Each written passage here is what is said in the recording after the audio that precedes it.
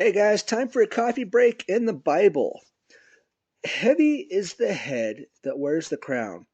Now, I'm not talking about the song, although those of you who are familiar with it, you'll have it stuck in your head for the rest of the day. You're welcome. Um, this is actually an excerpt from King Henry IV by William Shakespeare.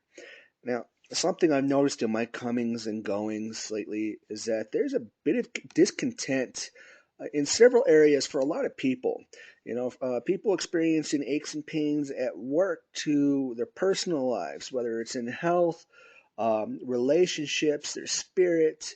Um, there's just a lot going on. We joke, we rib, we know what all this stuff is, but it's still frustrating.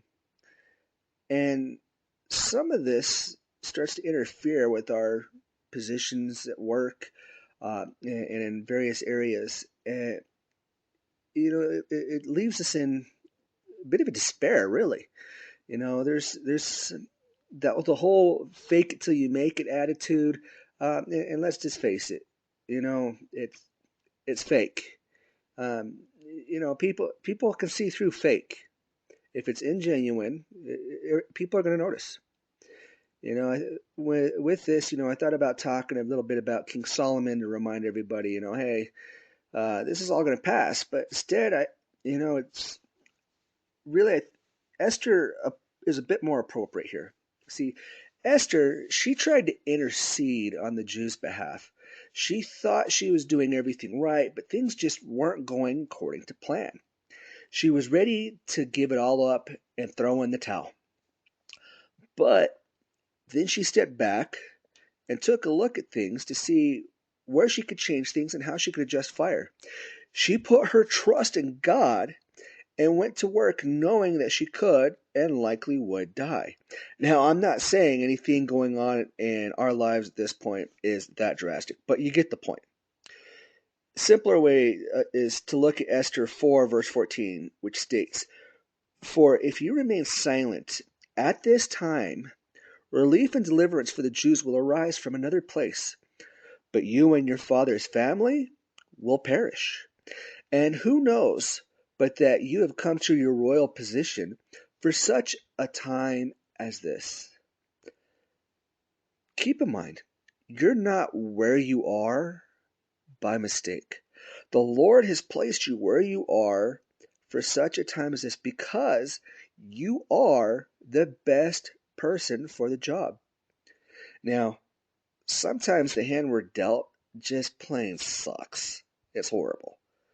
And when we let the situation alter our thinking, and we get that stinking thinking, that's when we need to step back. We need to realize that we're struggling, and we need to evaluate.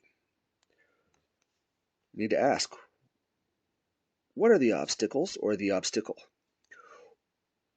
You need to ask, how do I change my thinking from negative to positive? You need to ask, what have I learned so far? Then ask, how do I clear the slate and start to move forward even if the situation doesn't let me start fresh? Pray, adapt, and overcome. You have this. You're prepared for this. It won't rain all the time.